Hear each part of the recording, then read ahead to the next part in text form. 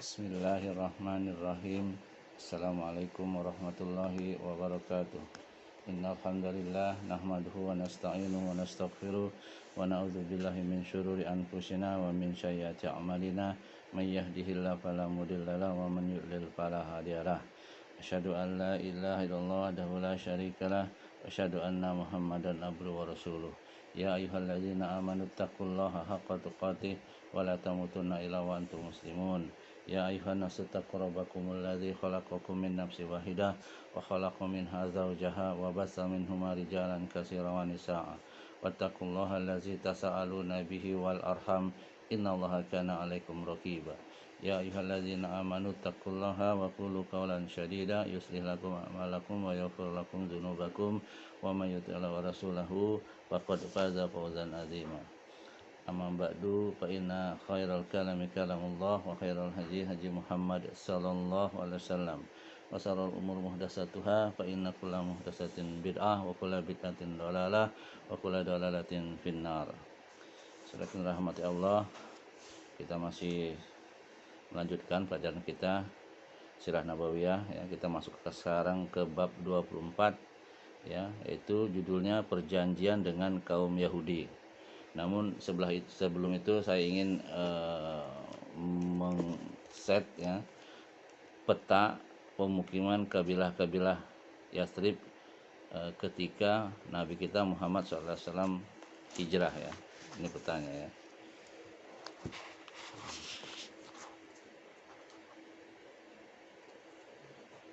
Inilah petanya ya. Nah, itu bisa di screenshot ya. Nah, ini peta kabilah di Yathrib ya, yang akan dikunjungi oleh dan akan dilewati oleh Nabi kita Muhammad SAW. Ya, mudah-mudahan itu bermanfaat ya. Kemudian kita lanjutkan ya ke bab 20. Bab 22 ya. Bab 24 ya. Tadi itu peta, sebelumnya ada di bab ke-21. Saudaraku yang dirahmati Allah,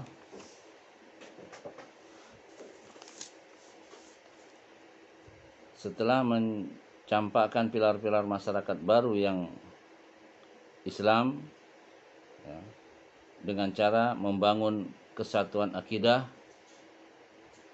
politik dan peraturan di antara kaum muslimin, beliau mulai mengukur hubungannya dengan non-muslim ya. Mulai mengukur hubungannya dengan non-muslim ya. Tujuannya ya, beliau SAW di balik itu adalah memberikan rasa aman, rasa damai, kebahagiaan dan kebaikan bagi seluruh umat manusia, tidak pandang bulu ya, mau kafir, mau Islam ya, disertai dengan pengaturan kawasan tersebut dalam satu kesepakatan. Untuk itu beliau menyusun peraturan-peraturan berkaitan dengan toleransi dan saling pengertian yang belum pernah dikenal oleh dunia, yang dipenuhi oleh fanatisme atau ambisi-ambisi pribadi dan etnis. Saudaraku yang dirahmati Allah, tetangga non-muslim paling dekat yang tinggal di Madinah adalah kaum Yahudi. Sebagaimana yang telah kami paparkan sebelumnya ya. Kaum Yahudi tersebut ya. Mereka ini sekalipun menyimpan permusuhan terhadap kaum muslimin, akan tetapi mereka belum menampakkan perlawanan atau perseteruan apapun. Karenanya Rasulullah SAW menandatangani perjanjian bersama mereka ya. Di dalamnya beliau memberikan mereka keleluasan untuk menyumbangkan nasihat atau berbuat kebaikan, membiarkan mereka meraih kemerdekaan penuh di dalam menjalankan urusan agama dan harta. beliau belum mengarah kepada kebijakan mengekstradisi atau melakukan penyitaan dan peraturan. Ya. Ya, kalau Islam yang berkuasa, umat non Muslim aman. Tapi kalau umat non Muslim atau umat lain di luar Islam yang berkuasa, nah, Islam terancam, ya, bahkan dibunuh. Ya, sudah banyak kejadiannya, ya, terutama dalam saat-saat sekarang ini, ya, seperti di Uyghur, di apa, di Palestina, ya kan, banyak, ya, di Filipina, di Thailand, ya, banyak.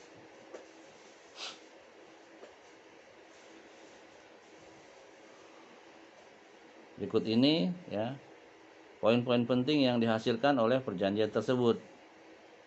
Yang pertama, sesungguhnya orang-orang Yahudi Bani Auf adalah satu kesatuan bersama kaum mukmin. Orang-orang Yahudi boleh menjalankan agama mereka dan kaum muslimin juga menjalankan agama mereka. Ini berlaku untuk sekutu mereka dan diri mereka sendiri, ya. Demikian pula dengan orang-orang Yahudi selain Bani Auf, ya. Ada Bani Kuaniko, ya, Bani Nazir, atau ada Bani Qorizah, ya.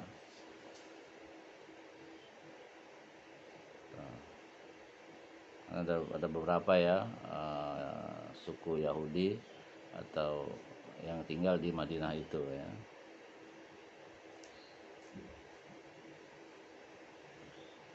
Yang kedua, poin berikutnya, ya, kedua, sesungguhnya orang-orang Yahudi mengurusi nafkah mereka sendiri, demikian pula kaum muslimin juga mengurusi nafkah mereka sendiri. Yang ketiga, sesungguhnya di antara mereka terikat perjanjian untuk melawan orang yang memerangi penandatanganan lembaran perjanjian tersebut, ya. Yang poin yang keempat, sesungguhnya di antara mereka terikat perjanjian untuk menasihati dan berbuat baik, bukan melakukan perbuatan dosa. Yang kelima, sesungguhnya seorang tidak dianggap berdosa lantaran perbuatan sekutunya. Yang keenam, sesungguhnya mereka berjanji menolong orang yang dizalimi. Sesungguhnya orang-orang Yahudi bersepakat dengan kaum mukminin selama mereka diperangi, ya, itu poin 6 dan 7. Poin 8, sesungguhnya daerah sekitar kota Yatsrib menjadi tanah haram karena adanya lembaran-lembaran perjanjian itu. Tanah haram maksudnya tanah suci, ya. Yang kesembilan, sesungguhnya kejadian dan pertengkaran yang timbul antara sesama penandatanganan lembaran perjanjian ini yang dikhawatirkan berdampak negatif, maka urusannya dikembalikan kepada Allah dan Muhammad Rasulullah SAW. Jadi tetap masih dalam kendali umat Islam, ya, kendali Rasulullah SAW. Yang ke-10, sesungguhnya orang-orang Quraisy tidak boleh diberi perlindungan, ya, demikian juga orang-orang yang menolong mereka. Tetap, ya, kafir Quraisy memang orang yang jahat, ya, karena dia memerangi Islam, ya. Sesungguhnya, poin yang ke-11, di antara mereka terikat perjanjian saling membantu untuk melawan pihak yang menyerang Yatsrib, maksudnya Madinah, ya, baik itu kafir Quraisy, ya, maupun orang-orang dari luar Madinah. Masing-masing bertanggung jawab terhadap serangan ke arah mereka. Yang ke-12, sesungguhnya orang-orang yang zalim atau berdosa tidak terhalang oleh perjanjian ini. Ya. Ini bisa dilihat di kitab Ibnu Hisham, ya, halaman 503 sampai 504. Saudaraku dirahmati Allah, dengan kesepakatan ini, perjanjian ini, maka Madinah dan seluruh kawasan pinggirannya telah menjadi negara persepakatan. Ibu kotanya tentunya Madinah, ya, dan kepala negaranya, bila diungkapkan ini dapat dibenarkan, adalah Rasulullah SAW. Artinya kepala negaranya adalah Nabi kita Muhammad SAW itu sendiri. Sedangkan pemutus kata dan pemilik kekuasaan dominan di dalamnya adalah kaum muslimin. Dengan demikian, Madinah telah menjadi ibu kota yang sebenarnya bagi Islam, ya. Walaupun ada perjanjian dengan orang Yahudi, tapi yang berkuasa adalah kaum muslimin yang dikepalai oleh Nabi kita Muhammad sallallahu alaihi wasallam.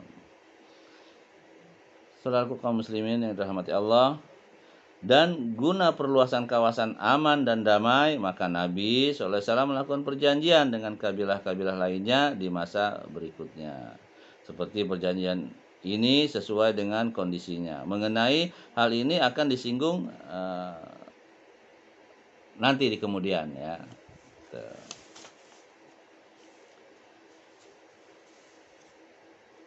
Saudara yang dirahmati Allah, kita masuk ke bab berikutnya ya, yaitu perlawanan berdarah ya.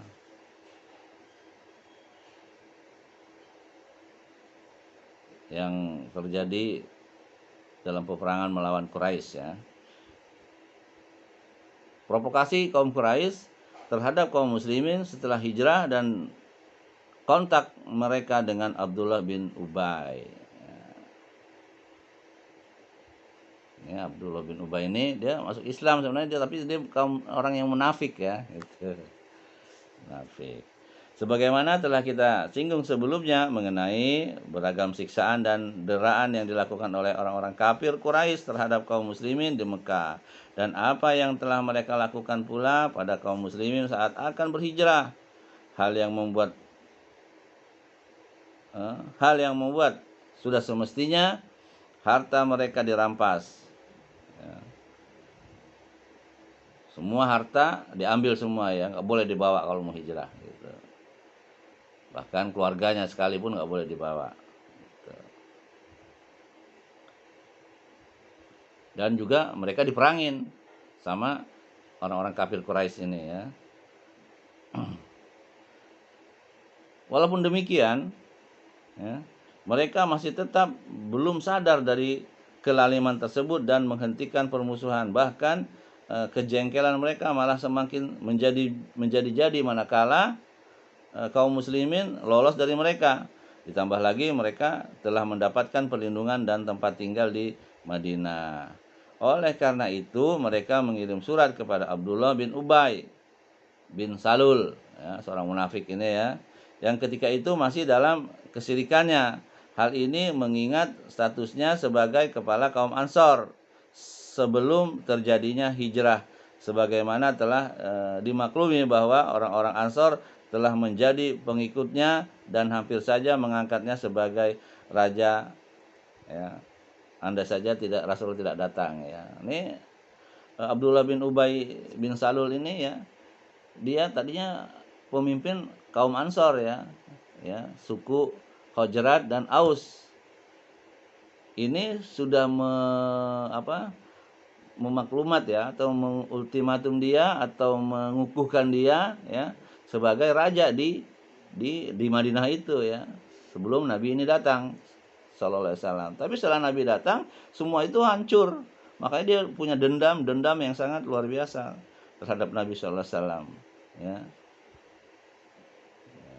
Makanya dia pura-pura masuk Islam, sebenarnya dia ingin menghancurkan Rasulullah SAW dan ingin merebut kekuasaannya yang nggak jadi gitu ya. Gitu. Saudara yang dirahmati Allah, ketika Abdullah bin Ubay bin Salul ini nggak jadi raja ya, setelah datangannya Nabi kita Muhammad sallallahu alaihi wasallam ya. Kalau seandainya Nabi nggak ada, dia pasti jadi raja itu ya kan. Tidak ya. Mereka mengirim surat kepadanya dan kepada para rekan-rekannya yang masih dalam kesyirikan dengan mengutarakan untaian kata yang tegas kepada mereka ya. Jadi Abdullah bin Ubay bin Salul ya, kalau saja Nabi nggak hadir atau tidak berhijrah pada saat itu ya, sedangkan dia sudah mau dinobatkan menjadi raja di situ ya, oleh orang-orang Ansor atau oleh orang suku Khazraj dan suku Aus tadi ya, dia akan jadi raja itu ya kan.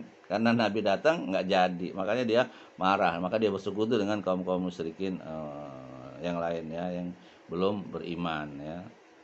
Gitu.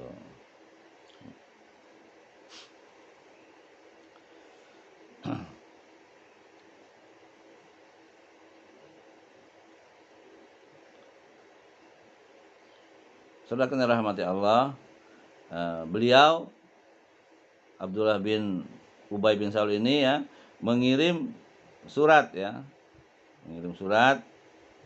pada Nabi kita Muhammad SAW ya, minta perlindungan ya. Ya. Dan sesungguhnya kata beliau ya, si munafik ini siapa si Abdullah bin Ubay bin Salul ini ya,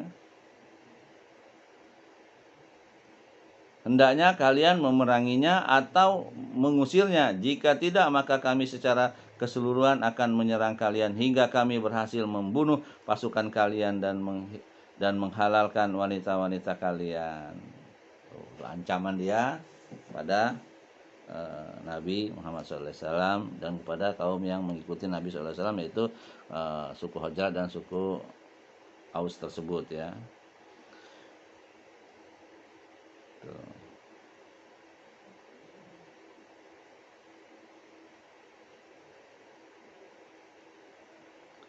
Ya, jadi surat itu dibuat oleh mereka ya. Saudara yang dirahmati Allah, Abdullah bin Ubay bin Salul ini ya, kemudian ia bersekutu dengan kolega-koleganya sama kaum musyrikin ya, di kaum Quraisy ya, di penduduk Mekah, dengan menyimpan rasa dendam ya, yang bahkan ingin membunuh Nabi Muhammad SAW karena memandangnya telah merampas kerajaannya gitu. Abdullah bin Ubay ini ya,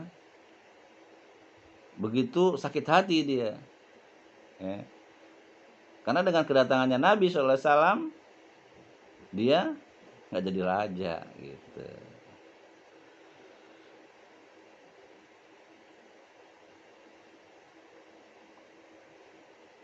Kemudian ya, saudara yang dirahmati Allah, Abdurrahman bin Ka'ab berkata, tatkala surat tersebut sampai ke tangan Abdullah bin Ubay dan para penyembah berhala yang menjadi pendukungnya, mereka bersekongkol memerangi Rasulullah SAW.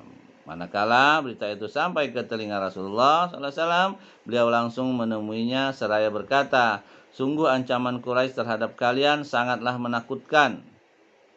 Namun tidaklah tipu daya yang direncanakannya terhadap kalian lebih besar daripada tipu daya yang ingin kalian timpakan terhadap diri kalian sendiri, di mana kalian ingin memerangi anak-anak dan saudara-saudara kalian sendiri. Ya, karena orang kaum muhajirin ya, yang dari Mekah yang ikut bersama Rasul itu kan masih saudara-saudara mereka. Gitu, dari kaum Quraisy ya, di Mekah itu. Tatkala mereka mendengar hal itu dari Nabi SAW, mereka pun bubar ya. Kemudian Abdullah bin Ubay bin Salul mengurungkan niatnya untuk berperang ketika itu, manakala dia melihat semangat yang patah atau kesadaran yang timbul pada para pendukungnya. Akan tetapi nampaknya dia tetap terlibat dalam persekongkolan bersama orang-orang Quraisy ya.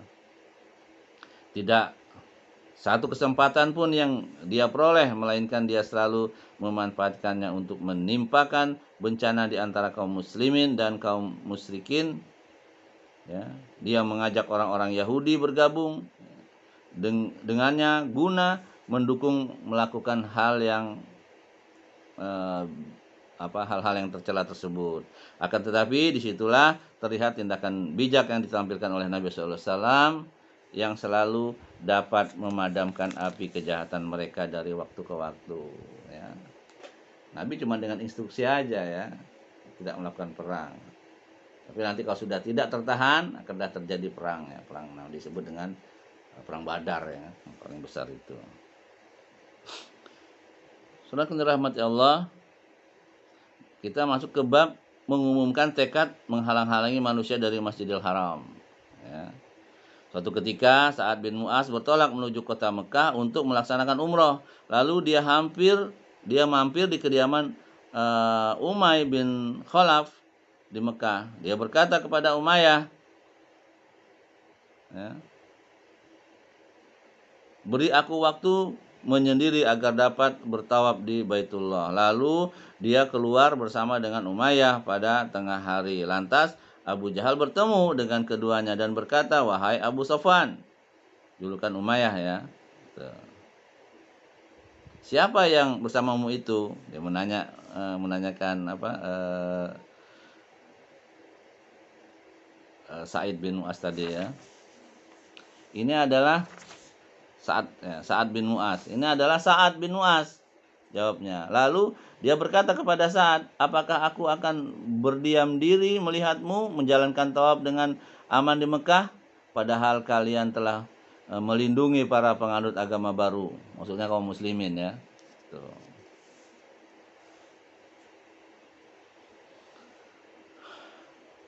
Kalian mengklaim akan membela dan mendukung mereka dengan kekuatan kalian ya. Demi Allah, andai kata engkau tidak sedang bersama Abu Sofwan, niscaya engkau tidak akan kembali ke pangkuan keluargamu dengan selamat.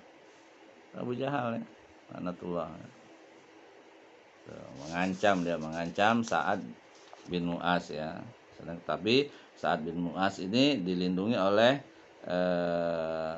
Umayyah bin Khalaf ya di Mekah, karena masih bersaudara mereka itu ya.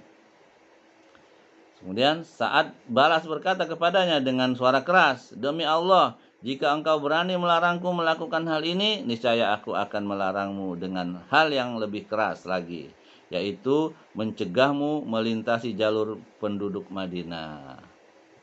Ancam, nggak takut ya Sa'ad ya. Sahabat berani, nggak takut dengan Abu Jahal ya kan. Walaupun diancam, dia nggak takut ya.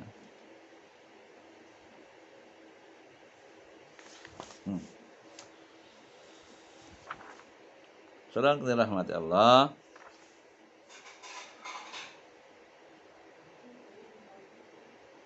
masuk ke poin berikutnya, yaitu Quraisy mengultimatum kaum muhajirin yang ada di Madinah ya. Sepertinya orang-orang Quraisy yang nggak henti-hentinya ya, berniat jauh lebih kejam lagi dari hal-hal tersebut, dan berpikir untuk melakukan sendiri upaya menghabisi kaum muslimin, khususnya Nabi kita Muhammad SAW. Tapi nggak berhasil ya, mereka frustasi juga, akhirnya malah Mekah ditaklukkan sehingga Mekah semua masuk Islam. Hal tersebut bukan sekedar ilusi atau sekedar khayalan semata. Ya, beberapa kali tindakan licik orang-orang Quraisy dan keinginannya untuk berbuat kejahatan benar-benar terbukti ya, telah dilakukan di sisi Rasulullah SAW, ya, yang karenanya membuat beliau tidak tidur di malam hari, tidak dapat memejamkan mata atau berada dalam penjagaan para sahabatnya. Dijaga terus, taat. Ya. Kemudian Imam Muslim meriwayatkan di dalam kitab sahihnya dari Aisyah radhiyallahu anha, dia berkata, suatu malam di awal kedatangannya di Madinah, Rasulullah SAW pernah tidak dapat tidur. Lalu beliau berkata, andai saja ada orang laki-laki soleh di antara para sahabatku berjaga untukku malam ini, maka tatkala kami dalam kondisi demikian, kami mendengar gemercing-gemercing senjata. Lantas beliau bertanya, siapa itu? Ya, padahal karena dia agak tenang ya, padahal dijaga oleh sahabatnya. Dia menjawab, aku, katanya, Sa'ad bin Abi Waqqas ya. Ini sahabat Rasulullah ya. Dia dari tadi dijelaskan habis setelah umroh ya. Rasulullah SAW berkata lagi kepadanya, apa yang membawamu datang kemari? Terbesit di hatiku kekhawatiran atas diri Rasulullah SAW, maka aku datang untuk menjaganya, katanya. Akhirnya Rasulullah SAW mendoakan kebaikan untuknya, kemudian beliau tidur. Ya. Ini Muslim ya. Ada dalam bab Fadul Sa'ad bin Abi Waqqas, bab 2, halaman 280. Ya. Dan redaksi hadis ini disertai berasal darinya ya. Lihat juga Sahih Al-Bukhari bab Al-Hirasah fil Ghazwi fi sabilillah bab 1 halaman 404. Perhatikan dirahmati Allah, penjagaan ini tidak khusus dilakukan pada sebagian malam saja, akan tetapi malah merupakan sesuatu yang dilakukan secara rutin. Telah diriwayatkan dari Aisyah radhiyallahu anha, dia berkata, suatu malam Rasulullah Shallallahu alaihi wasallam pernah terjaga hingga turunlah ayat ya, yang artinya dan Allah yang menjagamu dari gangguan manusia. Rasulullah lalu mengeluarkan kepalanya dari kemah seraya berkata, wahai manusia, pergilah kalian dariku karena sesungguhnya Allah telah menjagaku. Ya. Ini ada dalam Jamal At-Tirmizi ya, bab tafsir bab 2 halaman 130. Jadi sahabat suruh istirahat ya, karena Allah yang akan menjaganya. Karena lebih baik dijaga Allah daripada dijaga oleh manusia. Dan dia juga kasihan para sahabatnya ya kan. Nah, karena wahyu Allah itu tidak akan bohong. Bahaya bukan hanya sebatas mengancam Rasulullah SAW, tapi seluruh kaum muslimin. Ya. Ubay bin Ka'ab meriwayatkan, dia berkata, tatkala Rasulullah SAW dan para sahabatnya tiba di Madinah dan dilindungi oleh kaum Ansor, orang-orang Arab bersepakat untuk menghabisi mereka. Sejak itu, mereka senantiasa siaga dengan membawa senjata, baik siang maupun malam. Karena kita rahmati Allah, kita masuk ke bab berikutnya, yaitu izin untuk berperang. Ya. Ada dalam surat Al-Hajj ayat 39. Dalam kondisi kritis yang mengancam eksistensi kaum muslimin di Madinah, di mana hal tersebut menunjukkan bahwa orang-orang Quraisy belum sadar dari kelalimannya yang mereka perbuat dan bahkan tidak akan berhenti sama sekali dari kesewenang-wenangan mereka. Maka Allah pun menurunkan izin untuk berperang ya, bagi kaum muslimin. Namun belum mewajibkan kepada mereka dalam hal ini. Allah Subhanahu wa taala berfirman dalam surat Al-Hajj ayat 39 ya. A'udzubillahi samiul alim minasyaitonir rajim. Uzina lillazina yuqataluna bi annahum zulimu wa innallaha ala nasrihim laqadir. Nah, artinya telah diizinkan berperang bagi orang-orang yang diperangi karena sesungguhnya mereka telah dianiaya dan sesungguhnya Allah benar-benar maha kuasa menolong mereka itu ya. Allah juga menurunkan ayat-ayat yang lain di dalam hal tersebut ya. Dia menjelaskan bahwa izin tersebut hanya untuk memberantas kebatilan dan menegakkan syiar-syiar Allah ya. Dalam surat Al-Hajj juga ya ayat 41 ya. A'udzubillahi minasyaitonir rajim. Alladzina immakkannahum fil ardi aqamus salata wa atawuz zakata wa amaru bil ma'rufi wa nahau 'anil munkar. Artinya orang-orang yang jika kami teguhkan kedudukan mereka di muka bumi, niscaya mereka mendirikan sholat, menunaikan zakat, menyuruh berbuat yang ma'ruf dan mencegah dari perbuatan yang munkar ya. Al-Hajj ayat 41 ya. Yang tadi 39 ya. Berperang untuk menahan ya istilahnya, cegah kebatilan. Menurut pendapat yang sahih dan tidak dapat dibantah lagi bahwa ayat tentang izin berperang ini diturunkan di Madinah, ya, setelah hijrah, bukan di Mekah. Akan tetapi kita tidak bisa memastikan kapan tepatnya waktu turunnya tersebut. Ya, ini menurut penulis, ya. Sekalipun izin berperang telah turun, namun adalah suatu yang bijak dalam menghadapi kondisi tersebut, yang faktor utamanya adalah kekuatan dan kesewenangan Quraisy. Kaum muslimin membentangkan sayap kekuasaan mereka terhadap jalur perdagangan Quraisy dari Mekah menuju kawasan Syam. Jegat di sana dia, nggak bisa dia. Rasulullah SAW memilih untuk menguasai jalur ini melalui dua langkah. Langkah pertama, mengadakan perjanjian-perjanjian persekutuan, tidak melakukan permusuhan terhadap kabilah-kabilah yang berdiam di jalur tersebut atau yang mendiami wilayah antara jalur ini dan Madinah. Ya. Beliau telah mengadakan perjanjian dengan kabilah Juhainah sebelum memulai aktivitas militer. Ya. Tempat tinggal mereka berjarak 3 marhalah. Ya, 3 marhalah itu jarak perjalanan yang ditempuh selama 1 hari, ya. 3 marhalah itu, ya. Jauh juga, ya, jangan onta atau jalan kaki, ya. Dari Madinah kira-kira jaraknya tadi 3 marhalah, ya. Beliau juga mengadakan perjanjian-perjanjian lain saat melakukan patroli militer, sebagaimana yang akan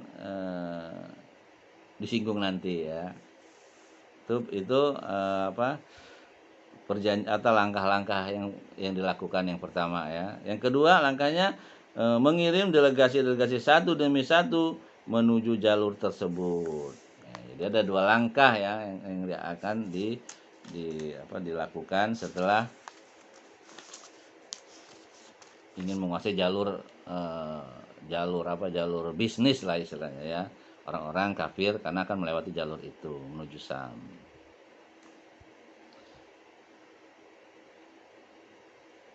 Saudara dirahmati Allah, ya. Poin berikutnya atau subbab berikutnya, ya, brigade militer yang dipimpin dan dikirim oleh Rasulullah SAW.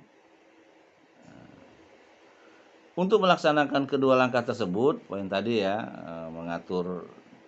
mengirim delegasi, ya, di jalur tersebut, ya, jalurnya orang-orang yang akan melewati menuju Syam, ya, untuk berbisnis istilahnya, ya.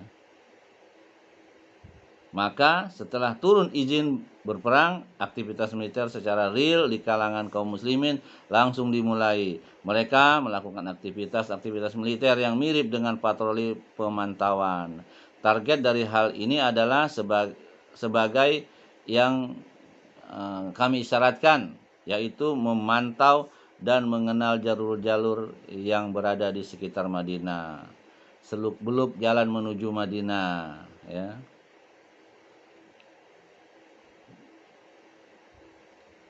Kemudian mengadakan perjanjian-perjanjian dengan kabilah-kabilah yang bertempat tinggal di jalur-jalur tersebut. Memberikan kesan kepada kaum musyrikin Yathrib, orang-orang Yahudi dan orang-orang Arab Baduy yang berlalu lalang di sekitarnya bahwa kaum muslimin adalah orang-orang yang kuat dan tidak lagi lemah seperti dulu. Sekaligus peringatan bagi suku Quraisy akan risiko perlakuan kasar mereka, sehingga mereka sadar dari kesesatan yang masih saja menguasai relung-relung hati mereka. Semoga saja dengan hal ini mereka merasakan semakin seriusnya bahaya yang mengancam ekonomi dan ladang kehidupan mereka, kaum kafir Quraisy tersebut, ya. Lalu memilih jalan perdamaian, mengurungkan niat untuk memerangi kaum muslimin di markas mereka, menghalang-halangi manusia dari jalan Allah, dan menindas orang-orang lemah dari sisa-sisa kaum muslimin yang tertahan di Mekah. Dengan begitu kaum muslimin bisa merasa bebas untuk menyampaikan risalah Allah dan menerapkan agamanya di seluruh pelosok Jazirah Arab. Saudara dirahmati Allah, berikut ini Akan dipaparkan kondisi dari beberapa brigade tersebut ya, secara ringkas saja.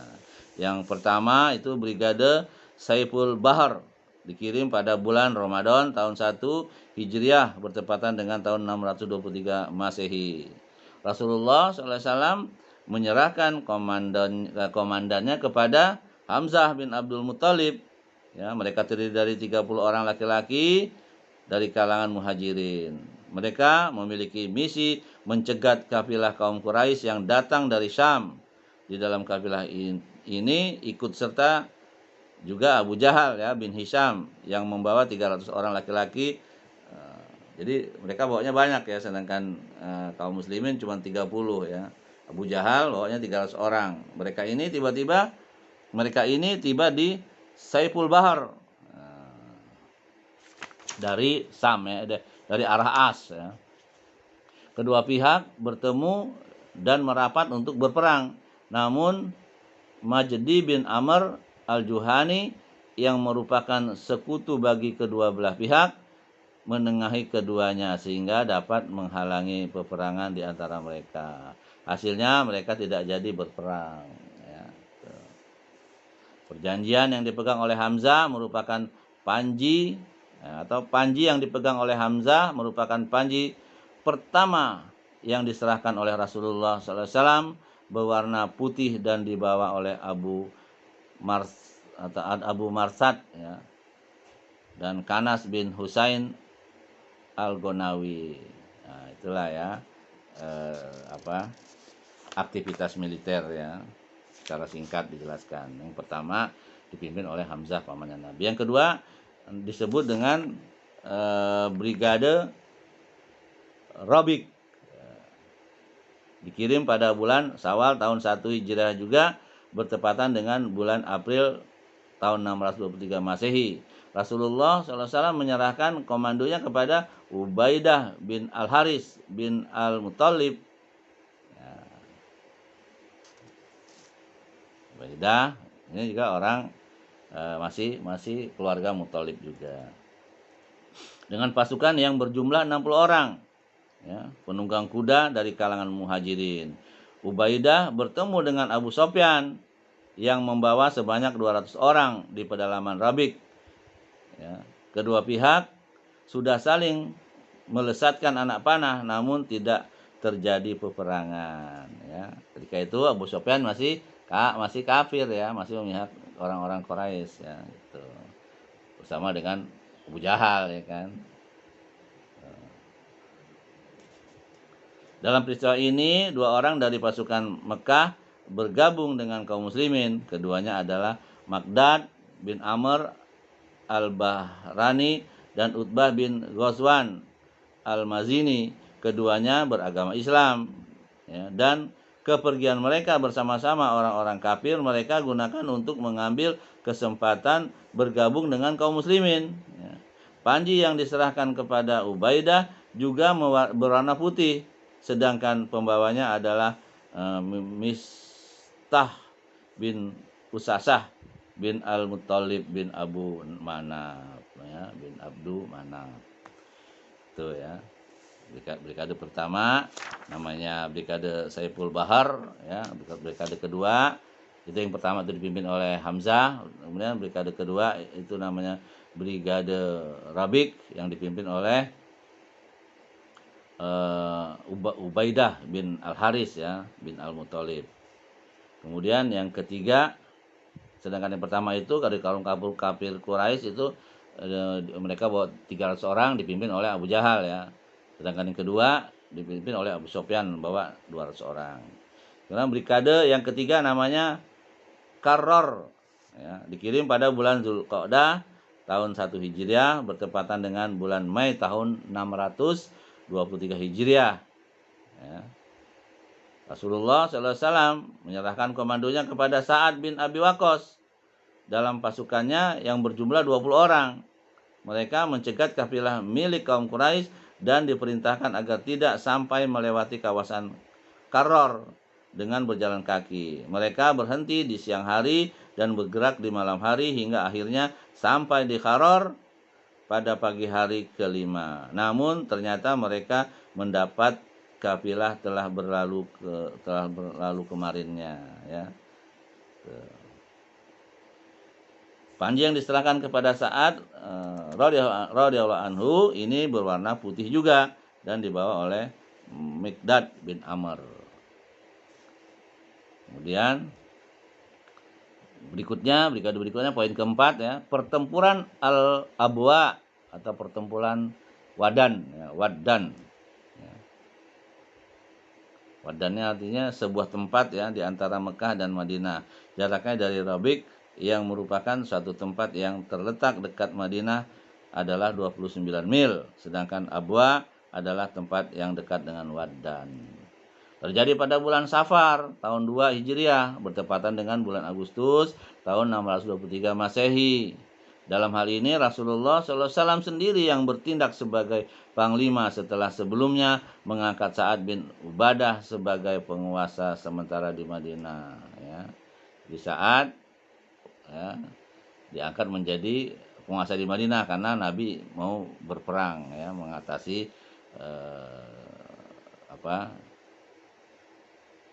pertempuran di Al-Abwa tadi atau di Waddan, ya.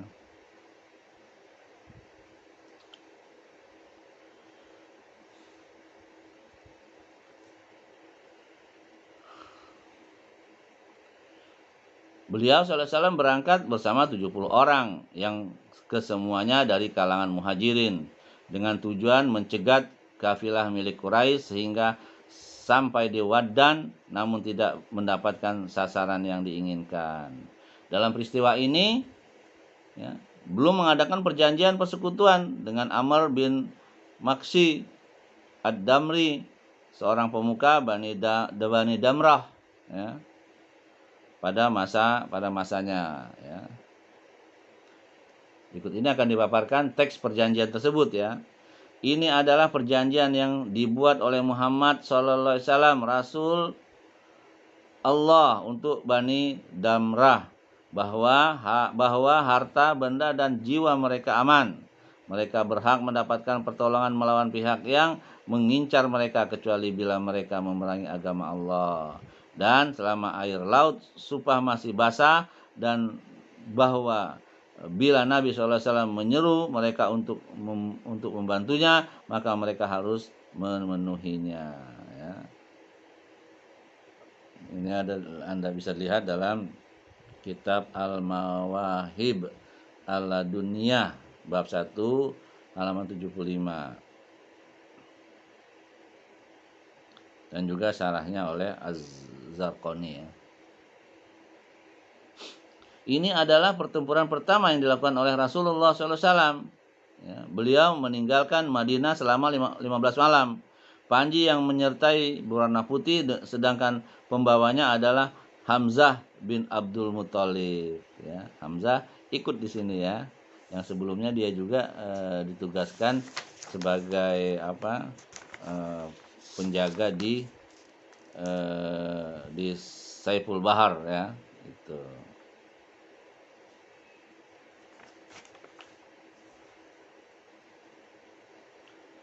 Ya, perang pertama Nabi disebut dengan perang Waddan, ya.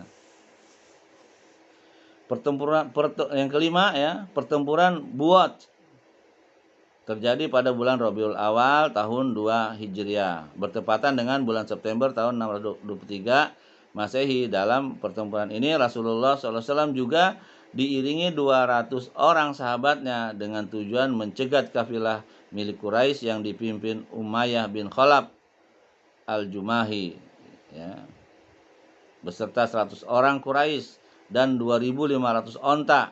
Mereka telah mencapai Buat dari arah Radwah, ya. Radwah itu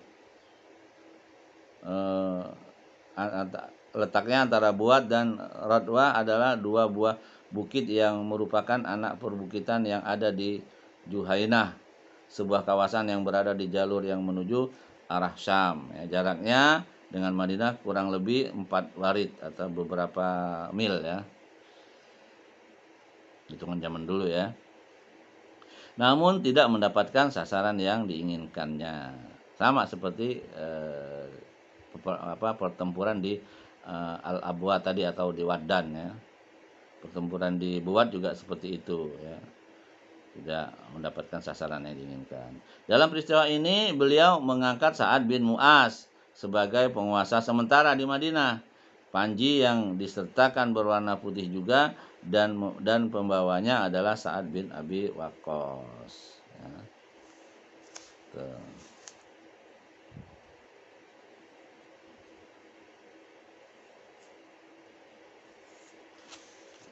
Sudah dirahmati Allah ya.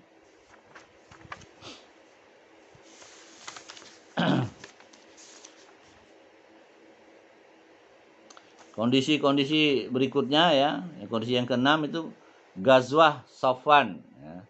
Terjadi pada bulan Rabiul Awal tahun 2 Hijriah bertepatan tahun 623 Masehi adalah Qars bin Jabir bin Al-Fihri dengan kekuatan yang tidak seberapa dari kalangan kaum musyrikin melakukan penyerangan terhadap para peternak di Madinah dan merampas sebagian ternak-ternak mereka. Maka keluarlah Rasulullah Sallallahu Alaihi Wasallam ya, bersama 70 orang sahabat yang melakukan pengejaran hingga akhirnya sampai di suatu lembah yang bernama Lembah Safwan ya, di pinggir Badar ya. Akan tetapi beliau tidak berhasil menemukan Qars dan kawan-kawannya sehingga beliau pulang tanpa melakukan peperangan. Ghazwah ini disebut dengan Ghazwah Badar pertama gitu ya. Ini belum menyampai perang Badar ya. Kali ini beliau SAW mengangkat Zaid bin Harithah sebagai penguasa sementara di Madinah ya, atau panji kaum muslimin. Dalam peristiwa ini berwarna putih dan pembawanya adalah Ali bin Abi Thalib, bendera perang ya. Kemudian yang ketujuh, pertempuran Zul Usairah yang terjadi pada bulan Jumadal Ula dan Jumadal Akhirah tahun 2 Hijriah juga ya, bertepatan dengan bulan November dan Desember tahun 623 Masehi. Kali ini beliau keluar bersama 150 orang dari kalangan muhajirin ya. Ini kaum Ansor belum pada ikut ya, muhajirin. Beliau tidak memaksa siapapun untuk ikut serta mereka pergi dengan menunggang 30 ekor unta secara bergantian dengan tujuan untuk mencegah kafilah niaga ya, atau orang-orang Quraisy yang hendak menuju Syam ya. Tuh. Berita rinci dari sumber di Mekah menyebutkan bahwa kafilah itu membawa harta orang-orang Quraisy. Beliau pun sampai di Zul Usairah ya. Zul Usairah ini sering juga diucapkan dengan Usairah ya, atau Al-Asirah, yaitu sebuah tempat di kawasan pinggiran Yanbu ya. Zul Usairah. Namun terlambat, kafilah telah lewat sejak beberapa hari lalu. Kafilah inilah yang nantinya berusaha dicegat oleh Rasulullah SAW sepulangnya dari wilayah Syam, sehingga memicu terjadinya perang Badar Kubro ya. Perang Badar yang besar ya. Tadi perang Badar yang pertama itu yaitu pertempuran di Zul Usairah itu ya, yang disebut dengan perang Badar, dapat cikal bakalnya perang Badar ya, perang Badar pertama. Beliau SAW keluar dari Madinah pada penghujung bulan Jumadil Ula dan kembali pada permulaan bulan Jumadil Akhir. Ini berdasarkan pendapat Ibnu Ishaq ya. Dan barangkali inilah sebab terjadinya perbedaan di antara para sejarawan di dalam menentukan bulan apa tepatnya peristiwa ini terjadi. Di dalam peristiwa ini Rasulullah SAW mengadakan perjanjian dengan Bani Madlij ya, dan sekutu-sekutu mereka dari Bani Dam atau Bani Damrah ya, untuk tidak saling bermusuhan. Dalam ghazwah ini beliau mengangkat Abu Salamah ya, bin Abdul Asad Al-Makhzumi sebagai penguasa sementara di Madinah. Panji yang disertakan berwarna putih dan pembawanya adalah Hamzah bin Abdul Muthalib, ya, pamannya ya. Tuh. Itulah sekilas ya cikal bakalnya brigade atau peperangan ya. Yang kedelapan, Brigade Nakhlah ya. Brigade Nakhlah terjadi pada bulan Rajab tahun 2 Hijriah juga, bertepatan dengan bulan Januari tahun 624 Masehi. Rasulullah SAW menyerahkan komando kepada Abdullah bin Jahsi ya, Al-Asadi untuk menuju jembatan Nakhlah dengan pasukan yang berjumlah 12 orang dari kalangan muhajirin. Setiap 2 orang bergantian menunggang seekor onta.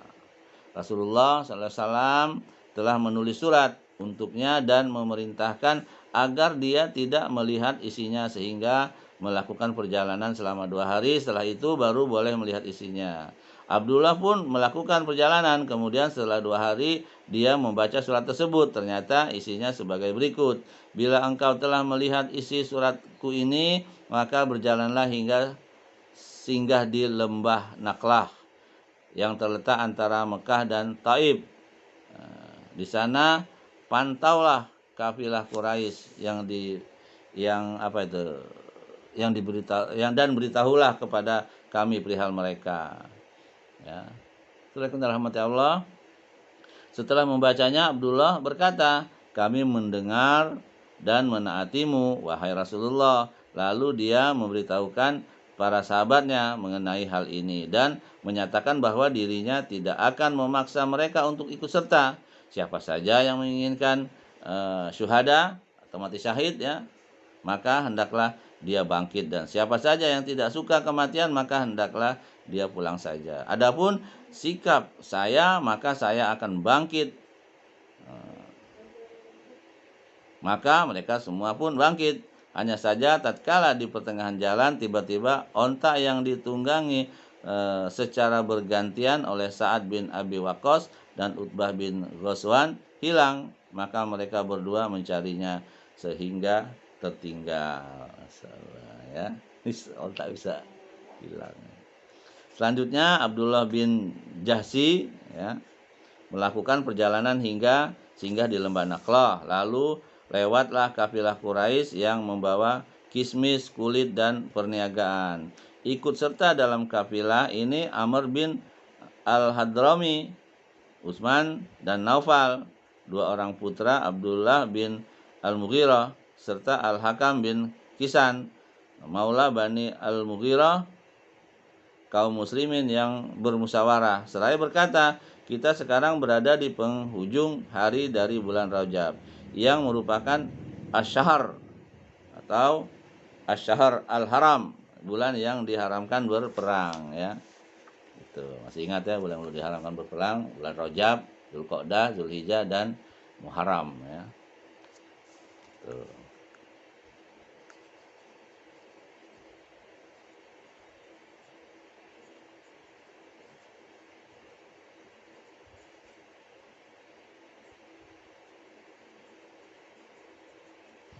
Jika kita memerangi mereka, berarti kita telah menodai Ashar ya, Ash-Shahr Al-Haram. Tetapi jika kita biarkan mereka malam ini, berarti mereka akan berhasil memasuki tanah haram. Kemudian mereka bersepakat untuk bertempur. Maka salah seorang dari mereka melepaskan anak panah ke arah Amr bin Al-Hadrami sehingga menewaskannya. Lalu mereka menawan Utsman dan Al-Hakam ya.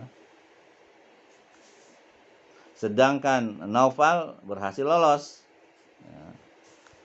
Nanti mereka ini masuk Islam semua.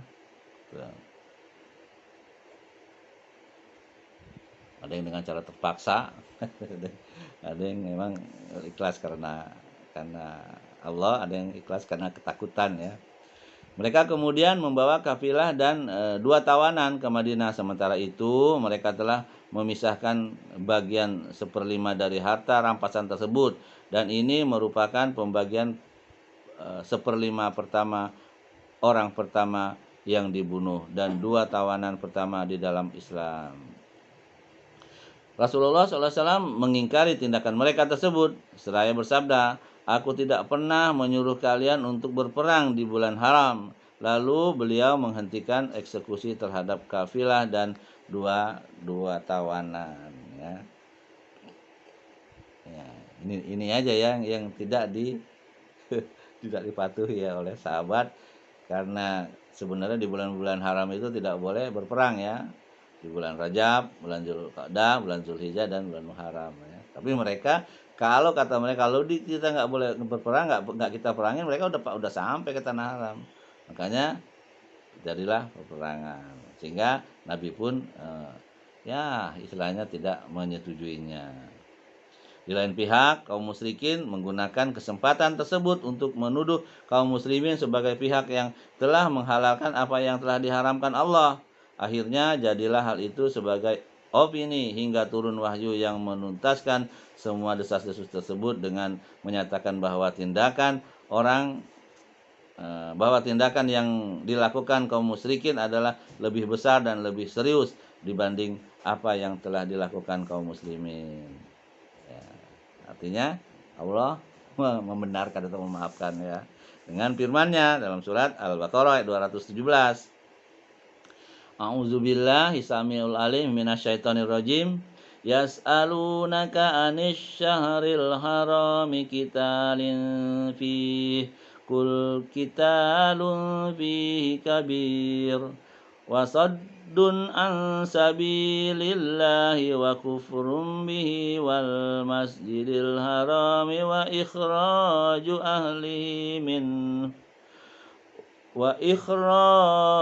ahlihi minhu akbaru indallah wal fitnatu akbaru minal qatl. Ya. Artinya mereka bertanya tentang berperang pada bulan haram. Katakanlah berperang dalam bulan itu adalah dosa besar, tetapi menghalangi manusia dari jalan Allah, kafir kepada Allah, menghalangi masuk Masjidil Haram dan mengusir penduduknya dari sekitarnya lebih besar dosanya di sisi Allah, dan berbuat pinah lebih besar dosanya daripada membunuh. Ya, jadi Allah masih memaafkan ini dengan ayat ini ya. Allah berperang di bulan haram itu tidak merupakan dosa besar, ya kan? Tapi menghalangi manusia dari jalan Allah atau kafir kepada Allah, ya, melarang orang masuk Masjidil Haram untuk umrah, bahkan membunuhnya atau memfitnah, ya, itu dosanya lebih besar. Gitu. Wahyu ini menegaskan bahwa kegemparan yang mereka ciptakan untuk menumbuhkan penilaian negatif terhadap kelakuan baik para pejuang kaum muslimin tidak pada tempatnya. Sebab semua hal-hal yang telah diharamkan dan bernilai sakral telah dilanggar semua dalam rangka memerangi Islam dan menindas penganutnya. Bahkan kaum muslimin dulunya tinggal di negeri yang suci ya, negeri haram atau di Mekah ya. Ketika harta mereka dirampas dan mereka ingin bunuh ya, Nabi mereka ingin dibunuh. Jadi apa yang dapat mengembalikan keharaman-keharaman tersebut menjadi sakral kembali secara tiba-tiba sehingga pelanggaran terhadapnya menjadi aib dan merupakan tindakan keji. Tidak dapat disangka lagi bahwa propaganda yang mulai disebarluaskan oleh kaum musyrikin tersebut hanyalah propaganda yang dilandasi keburukan dan kejahatan ya. Iya, orang-orang kafir musyrikin punya senjata dia. Itu orang-orang kaum muslimin, orang-orang pengikut Nabi, pengikut Muhammad kata beliau ya. Tentunya kita ucapan sallallahu alaihi wasallam ya. Melanggar Allah katanya, karena dilarang perang di bulan-bulan haram ya, bulan suci maksudnya, mereka langgar gitu. Maka turun ayat Al-Baqarah ini ya, surah Al-Baqarah ini ayat 217 bahwa mereka tuh lebih kejam gitu. Tapi tetap berperang di bulan itu adalah dosa besar. Tapi lebih besar lagi dibandingkan orang-orang yang merampas harta, membunuh, memfitnah itu ya, yang dilakukan oleh kaum musyrikin Mekah. Ya. Setelah turunnya ayat ini, Rasulullah SAW melepaskan 2 tawanan tersebut dan memberikan diat atau denda atau tebusan bagi korban pihak mereka kepada para walinya. Ya. Tapi ada yang terbunuh ya, itu diganti ya, diganti atau membayar diat, orang yang ditahan dilepaskan ya. Tuh. Demikianlah beberapa peperangan baik yang dipimpin langsung oleh Rasulullah SAW maupun para sahabat yang terjadi sebelum perang Badar. Ya. Di dalam peperangan tersebut tidak satu pun darinya terjadi perampasan harta dan pembunuhan terhadap manusia kecuali setelah tindakan kriminal yang dilakukan kaum musyrikin di bawah komando Kars bin Jabir al-Fihr ya, atau al-Fihri. Ya. Jadi yang memulai adalah kaum musyrikin sendiri plus tindakan-tindakan yang telah mereka lakukan sebelumnya. Setelah ada yang terjadi pada brigade yang dikomando oleh Abdullah bin Jahsi tersebut, kekhawatiran kaum musyrikin semakin menjadi kenyataan dan bahaya hakiki yang ada di hadapan mereka semakin menampakkan wujudnya, sehingga terjadilah apa yang selama ini mereka khawatirkan akan terjadi. Mereka sudah mengetahui bahwa Madinah benar-benar dalam kondisi siaga dan berjaga-jaga serta mengintai setiap gerak-gerik perniagaan mereka. Mereka juga sudah mengetahui bahwa kaum muslimin mampu bergerak maju sejauh 300 mil ya, kemudian membunuh dan menawan orang-orang mereka, merampas harta mereka, lalu kembali dalam keadaan selamat dan meraih ghanimah atau harta rampasan. Insyaallah ya. Kaum musyrikin merasa bahwa perniagaan mereka menuju kawasan Sam ya selalu terancam bahaya, akan tetapi mereka bukannya sadar dari kelaliman mereka tersebut dan mengambil jalan damai dengan gencatan senjata sebagaimana yang dilakukan oleh kabilah-kabilah Juhainah dan Bani Damrah ya. Namun kedengkian dan kejengkelan mereka malah semakin menjadi-jadi, karenanya para komandan dan pembesar-pembesar bersikeras untuk tetap meneruskan apa yang telah mereka janjikan dan ancam sebelumnya, yaitu menghabisi kaum muslimin di markas mereka. Inilah kebodohan yang menyeret mereka ke dalam perang Badar. Nah, akhirnya mereka kalah gitu. Walaupun jumlah mereka banyak gitu ya. Sementara bagi kaum muslimin sendiri, berperang telah diwajibkan Allah atas mereka setelah peristiwa brigade yang dikomandoi oleh Abdullah bin Jahsi tadi ya.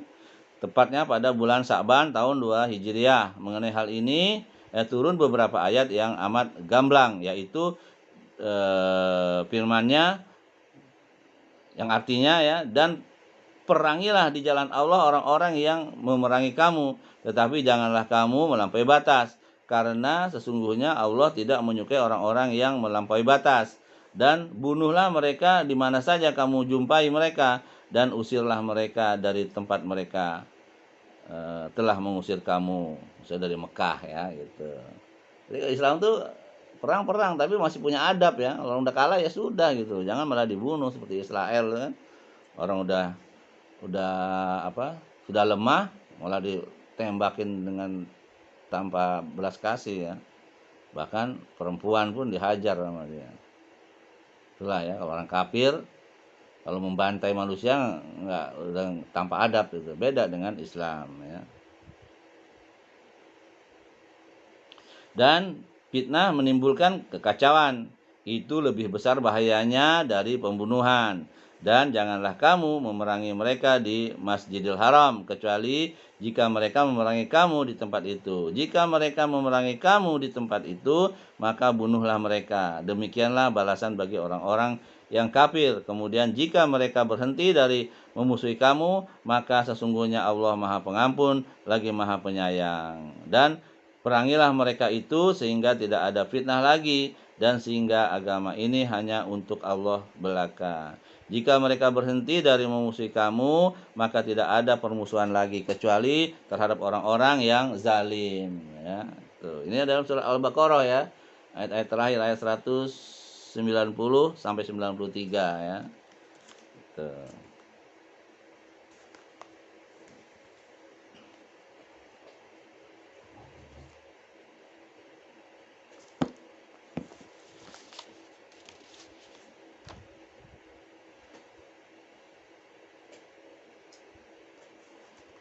Ya, coba kita baca Al-Baqarah.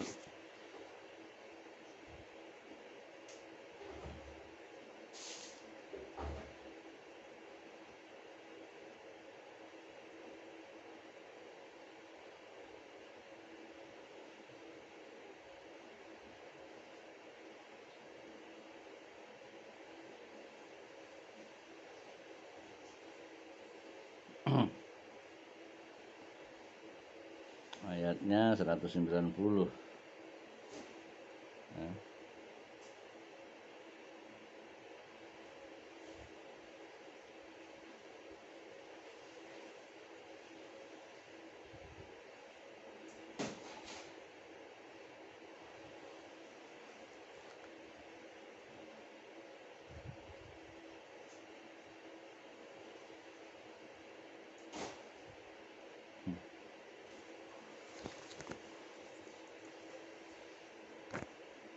Ya, 190 sampai 193 ya. Kita bacakan ya. A'udzubillahi samil alim minasyaitonir rajim. Wa qatilu fi sabilillahil ladzina yuqatilunakum wa la ta'tadu. Innallaha la yuhibbul mu'tadin. Ayat 190 ya. Kemudian yang 191 waqtuluhum haitsu sakiftumuhum wa akhrijuhum min haitsu akhrajukum wal fitnatu asyaddu minal qatl wala tuqatiluhum indal masjidil harami hatta yuqatilukum fihi fa in qatalukum faqtuluhum kadzalika jazaa'ul kafirin. Ayat berikutnya 192 fa in intahau fa innallaha ghafurur rahim. 93 wa qatiluhum hatta la takuna fitnatun wa yakuna ad-dinu lillah fa in intahau fala udwana illa 'alaz zalimin. Nah, ya. Kemudian setelah ayat tersebut ya, tak berapa lama Allah menurunkan kepada mereka ayat-ayat dari jenis yang lain yang isinya mengajarkan mereka tentang cara berperang dan menganjurkan serta menjelaskan sebagian hukum-hukum kepada mereka. Dalam hal ini Allah berfirman dalam surat Muhammad ya, surat Muhammad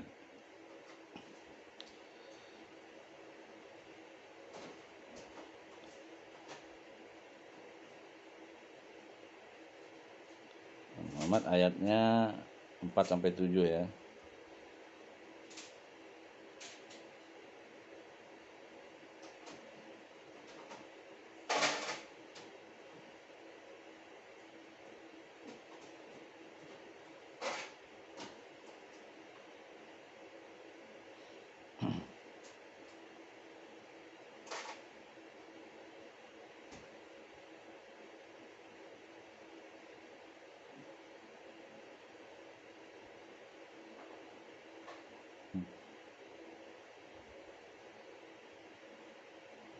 Ayat 1 sampai ayat 4 sampai 7 ya. Ustadz Said Abdul A'la Al-Maududi menulis analis yang menunjukkan bahwa surat Muhammad turun sebelum perang Badar ya.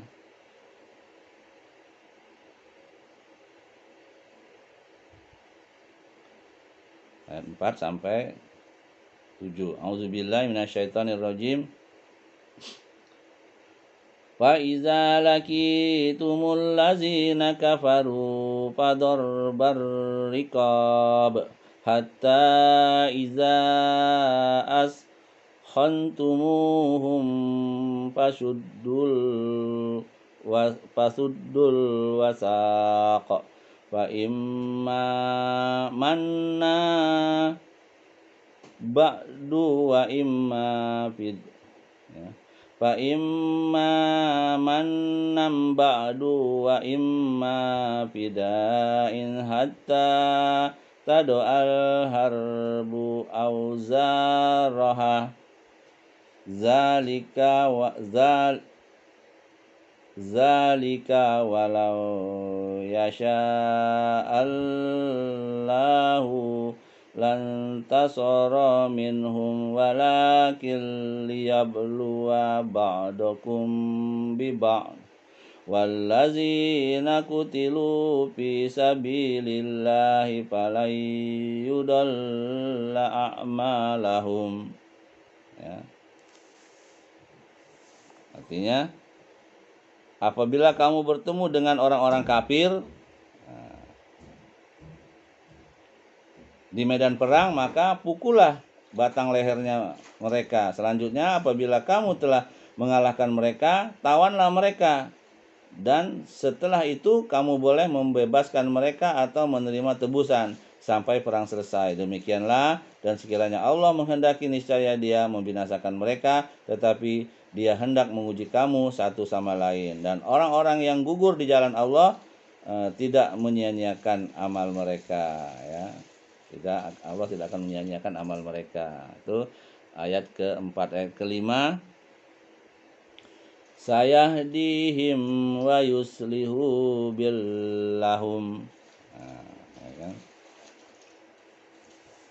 Artinya Allah akan memberi petunjuk kepada mereka dan memperbaiki keadaan mereka ya.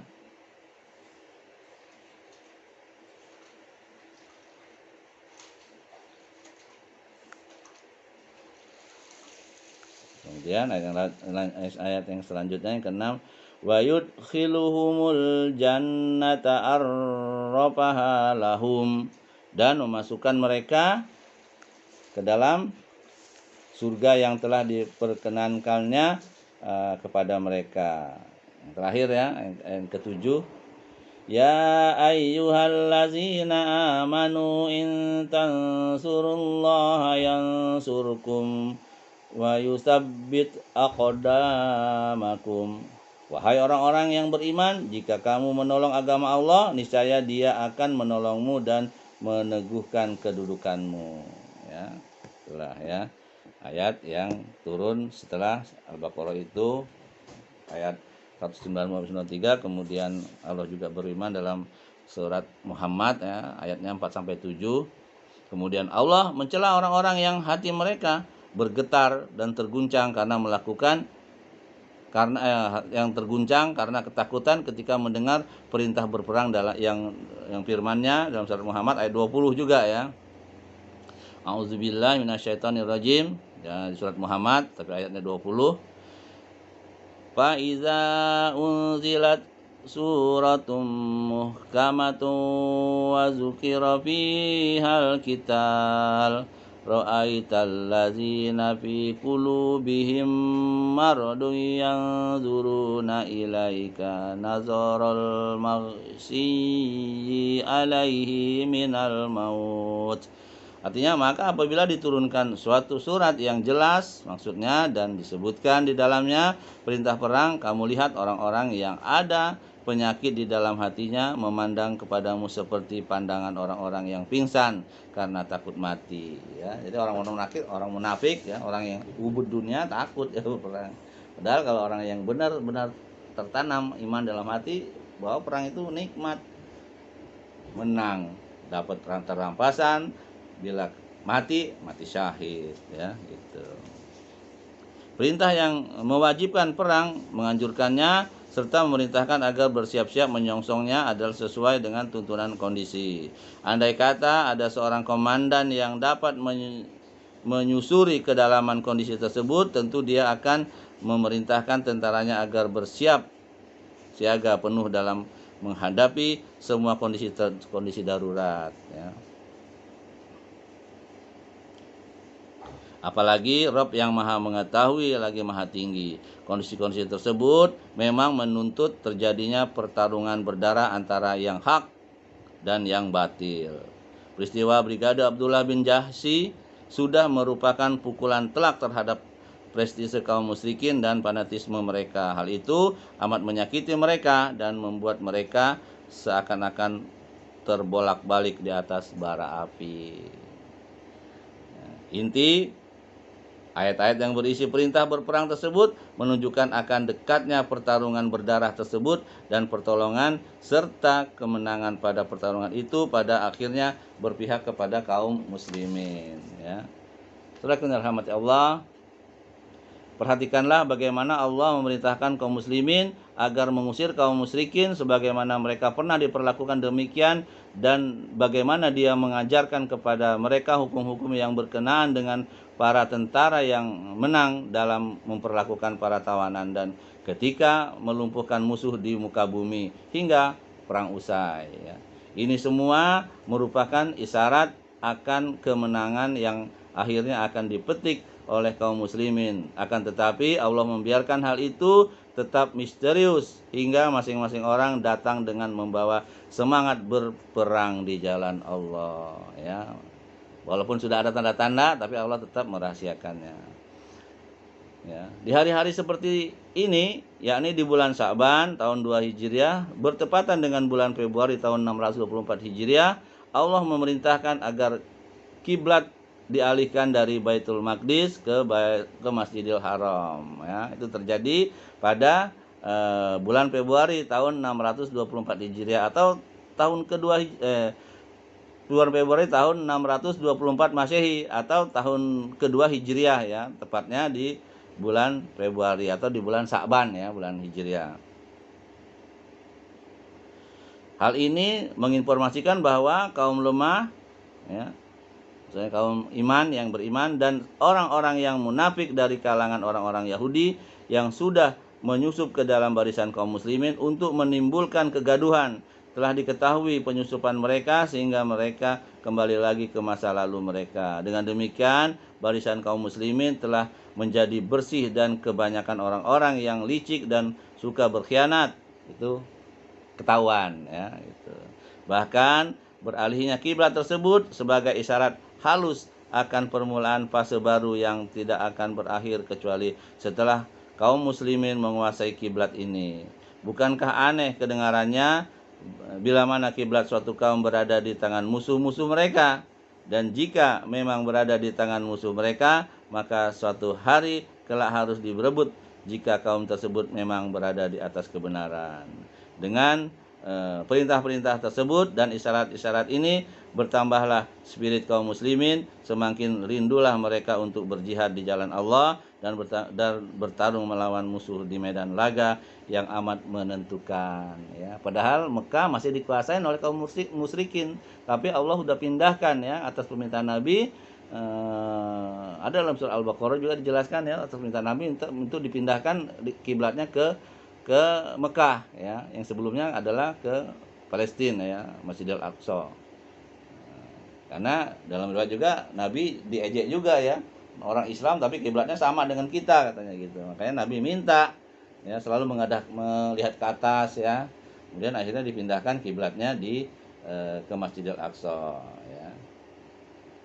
Tuh, jadi semua dari Masjidil Aqsa ke Masjidil Haram, ya. Dan ini juga tanda kemenangan.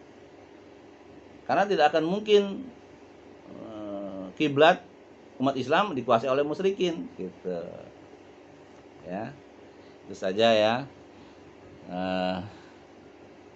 paparan yang saya sampaikan, ya. Mudah-mudahan ini bermanfaat, ya, untuk diri saya, dan saya selalu berharap agar ini menjadi pahala saya dan pahala antum untuk sebagai pemberat timbangan kebaikan di akhirat kelak, ya. Apa yang benar itu datang dari Allah, apa yang salah itu datang dari diri saya sendiri karena minim dan kebodohan saya. Saya mohon ampun dan mohon maaf kepada antum, ya. Saya mohon ampun kepada Allah subhanahu wa ta'ala bihamdik, asyhadu an la ilaha illa anta, astaghfiruka wa atubu ilaik. Wassalamualaikum warahmatullahi wabarakatuh.